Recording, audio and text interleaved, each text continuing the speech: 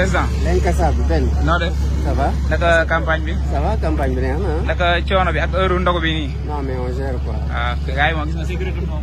gis nga ñu ngi xëccoon ndogu bi jamono jii nii. non mais ñoom dañoo sonn vraiment. nga caravane moom bu la nit ñu bëri toppee foog sécurité bi liggéey quoi. waaw loolu la de. bu sa caravane yooyee nag moom. mais am na benn ba nga waxee ne ba tey da ngay def sa déclaration de patrimoine am na benn candidat Amadou Ba moom nee na moom déposé na OFNAC ba pare lan nga koy wax. non xam nga loolu moom rasu la rek. article 37 constitution Sénégal. mooy ndeyu charte réew mi. dafa wax ne le président de la République nouvellement élu day def déclaration de patrimoine mu teg ci naan conseil constitutionnel da koy rendre public. kon déclaration de patrimoine boobu elle est destinée au public. parce que moo tax conseil constitutionnel am obligation rendre ko public. bokkut ak déclaration de patrimoine booy def OFNAC boo xamante ne kenn du ko mos a gis tant que amoo problème. boo amee problème sax kenn du ko mos a gis parce que c'est une déclaration de patrimoine confidentielle. lii solos def déclaration de patrimoine laata ñu lay fal dama trouvé que c'est malsain que tey nga am ñu fal la parce que wóolu nañu la jàpp nañu sa loxo set la nga toog ba jamono jot ñu fal la nit ñi mënatuñu dara nga dem ne 20 milliards laa am fekk ne yow ñëpp xam nañu ne fi nga jaar bu doon yow sa loxo yu set nañ warloo mën a am 20 milliards.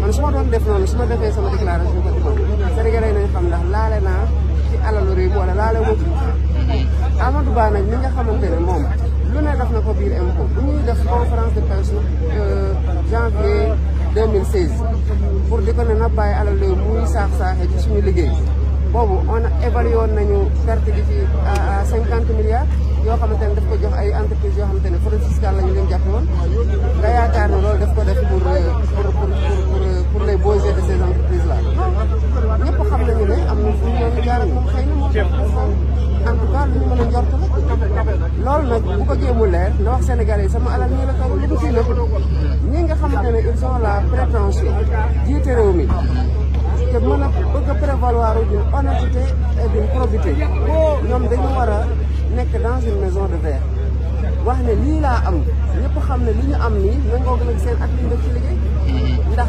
fonctionnaire bu la ne milliard laa yore te fekk ne moom fonction ay emploi fonction publique rek la mos a yore kooku xamal ne alal réew moom def na ci nag su dul noonu léegi nag si bu amul lenn lu muy nëb na wane lu mu yore de toute façon bu fekkee ne moom am na confiance bu mu koy waxee ne que dañ koy fal buñ ko falee dina ko def après kon bu mu xaar après parce que dafa nekk un élément d'appréciation population sénégalaise pour ñu mën a dem avant ñu dem voter ji war ñu voter par rendre compte que ne ndekete ku ñu voter kat ak sàcc bu mag la loolu ñun suñu responsable ñun ñëpp en tant que candidat surtout ñoo xamante ne laale nañu ci ay fonction ak emploi bi pour ñu def ko mais mënoo bëgg a jiite réew nee leen dénk leen ma budget bu toll ni 7000 milliards jox leen ma seen pétrole ak seen gaz ma géré ko ba pare bëgguloo wax fi nga jaar ak réew mi ci li nga jot a yor ak li ñu la dentoon surtout ku doon liggéey ci affaire xaalis donc kay rasu bi doy na. doy na kay ne ko na ñeme mbir mi rek. waaw na ko ñeme de. waaw waaw. loolu la de. jeex na. merci beaucoup.